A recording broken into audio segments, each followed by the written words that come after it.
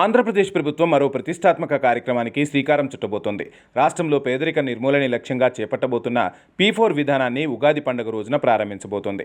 వెలగపూడిలోని సచివాలయం వెనక భాగంలో భారీ సభ ద్వారా ఈ కార్యక్రమానికి CM Chandrababu, deputy CM Pawan కళ్యాణ్తో పాటు మంత్రులు శ్రీకారం చుట్టబోతున్నారు. ఇందుకు భారీగా ఏర్పాట్లు కూడా జరుగుతున్నాయి.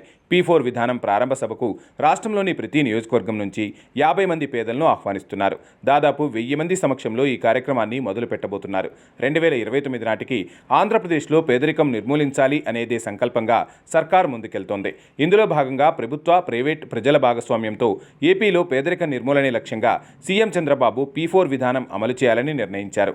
సమాజంలో ఉన్నత స్థితిలో ఉన్న 10% మంది ధనికులు, అట్టడుగున ఉన్న 20% మంది పేదలను దత్తత తీసుకోవడంతో పాటుగా వారికి అండగా ఉంటూ పేదరిక నిర్మూలన దిశగా అడుగులు వేయడమే ఈ కార్యక్రమ అసలు లక్ష్యం.